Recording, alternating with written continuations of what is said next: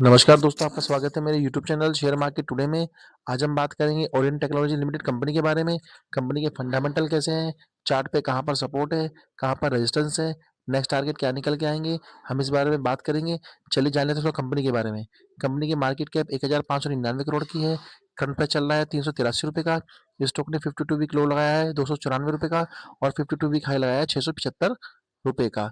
Stock की book value चल रही है 85.60 की, जबकि फेस वैल्यू चल रही है 10 रुपए की। स्टॉक का पी चल रहा है 31.80 का, जबकि इंडस्ट्री पी चल रहा है 34.70 का। आरओई है 20% का, और आरओसी है 26.50 का। कंपनी पे डेप किसी प्रकार का कोई नहीं है, यानी कंपनी पे किसी प्रकार की कोई उधारी नहीं है। चलिए क्वार्टरली रिजल्ट जान लेते हैं कंपनी कैसे रहे हैं। देखिए हम आगे हैं कंपनी क्वार्टरली रिजल्ट पे।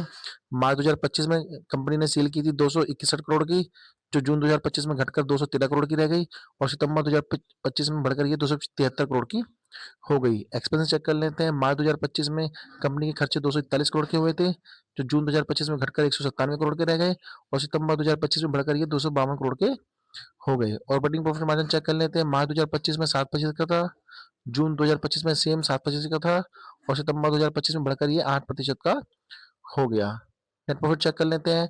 मार्च 2025 में नेट प्रॉफिट 13 करोड़ का था, जो जून 2025 में घटकर 10 करोड़ का रह गया, और सितंबर 2025 में बढ़कर ये 14 करोड़ का हो गया। अर्निंग पर शेयर चेक कर लेते हैं। मार्च 2025 में अर्निंग पर शेयर 3.23 का था, जो जून 2025 में घटकर 2.41 का रह गया, और सितंबर 2025 में बढ़कर ये 3.40 का हो गया। शेयर होल्डिंग पैटर्न चेक कर लेते हैं। कंपनी के शेयर होल्डिंग पैटर्न कैसे हैं।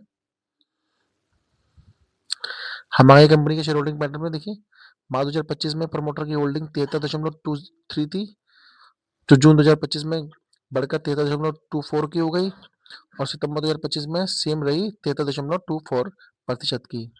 एफएफएस की होल्डिंग चेक कर लेते हैं। मार्च 2025 में एफएफएस की होल्डिंग 1.45 थी, जो जून 2025 में घटकर 0.69 की रह गई, और सितंबर 2025 में और घटी और 0.16 की रह गई।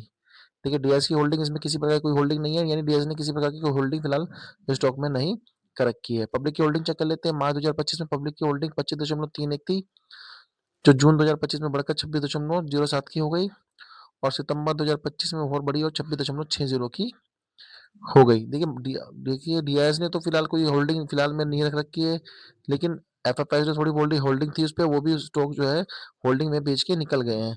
प्रमोटर के पास अभी भी होल्डिंग है, प्रमोटर ने थोड़ी सी होल्डिंग यहाँ पर बढ़ाई थी, और वो भी कंटिन्यू रखी सितंबर में।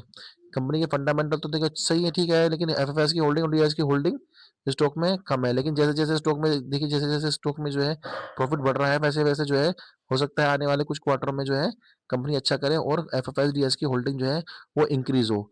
देखिए फंडामेंटल के तौर पे आरओई आरओसी देखा जाता है। आरओई जो है कंपनी का अच्छा है, 10% से ऊपर का आरओसी अच्छा माना जाता है, और यहाँ पर ये है लगभग 20 का और 26 का है।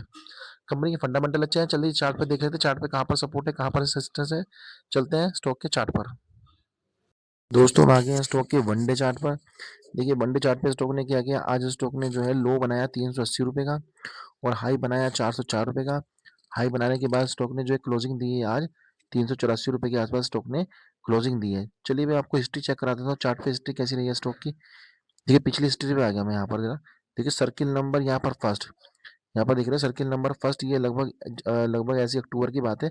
अक्टूबर 24 में जो है स्टॉक ने यहाँ से तेजी दिखाई, और तेजी दिखाने के बाद एक शार्प तेजी जो है स्टॉक में आई, और स्टॉक ने हाई और हाई का पैटर्न बनाते हुए यहाँ पर आके, यहाँ पर जनवरी जो है 2025 में सर्किल नंबर 2 पे यहाँ पर स्टॉक ने अपना ऑल टाइम हाई लगाया, लगभग 676 रुपये का स्टॉक ने ऑल टाइम हाई लगाया, और हाई लगाने के बाद स्टॉक में एक अच्छी खासी गिरावट आई, और गिरावट आने के बाद स्टॉक ने यहाँ पर देखिए, यहाँ पर जो मैंने बॉक्स बनाया हुआ है, यहाँ पर जो है इसने आके सपोर्ट लिया, लगभग 298 रुपये के आसपास का इसने शॉर्ट टर्म सपोर्ट लिया। यहाँ पर देखिए इस बॉक्स के अंदर ही ये स्टॉक जो है यहीं पर ही ट्रेड करता रहा। ट्रेड करने के बाद यहाँ पर आके स्टॉक ने जो है ब्रेकआउट दिया, इस बॉक्स से ब्रेकआउट दिया। ब्रेकआउट आउट होने के बाद स्टॉक जो है ये ट्रेंड लाइन, देखिए यहाँ पर एक ट्रेंड लाइन मैंने आपके लिए मार्क की हुई है, बनाई हुई है।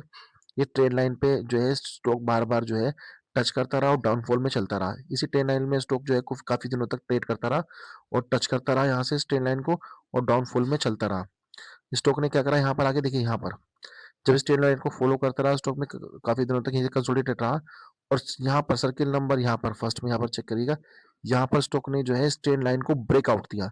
ब्रेकआउट कर देने के बाद स्टॉक में अच्छी खासी बढ़िया तेज़ी आई और 2 कैंडल में स्टॉक जो है लगभग जो है बढ़िया टारगेट दिखाए और स्टॉक ने जो है शॉर्ट टर्म हाई बना दिया। ₹511 का यहाँ पर शॉर्ट टर्म हाई बना दिया स्टॉक ने और हाई बनाने के बाद स्टॉक ने वापस एक गिरावट आई और गिरावट आने के बाद स्टॉक फिलहाल ₹384 के आसपास ट्रेड कर रहा है। देखिए क्या करना है, जो अगर मैं होता और मैं स्टॉक में प्रॉफिट में होता तो मैं क्या करता, इस प्रॉफिट को जो है होल्ड करता। नए टारगेट है जो मैं बता दूंगा फिलहाल के लिए। देखिए फिलहाल मैं इसे होल्ड करता और जो है स्टॉप लॉस लगाता स्टॉक में ₹366 का। ₹366 के आसपास का स्टॉक में स्टॉप लॉस लगाता और ₹366 का स्टॉप लॉस लगाने के बाद मैं नए टारगेट जो मैं बता रहा हूँ वहां तक मैं ट्रेड करता। और स्टॉक को बाय कैसे करता, स्टॉक को बाय करने का लेवल मैं बाय करता 386 और ₹376 के आसपास मुझे ये स्टॉक मिल जाता। कल मिल जाए, सोमवार में मिल जाए, ये स्टॉक मुझे जब भी मिलेगा मैं इस स्टॉक को यहाँ पर बाय करूँगा और बाय करने के बाद जो है नए टारगेट के लिए इसे जो आगे के लिए ट्रेड करूँगा। इसका पहला टारगेट निकल के आएगा ₹425 का। ₹425 के आसपास टारगेट निकल के आएगा, वहाँ तक मैं ट्रेड करूँगा। 425 निकलेगा तो दूसरा टारगेट निकल के आएगा इसका ₹485 के आसपास इसका दूसरा टारगेट निकल के आएगा।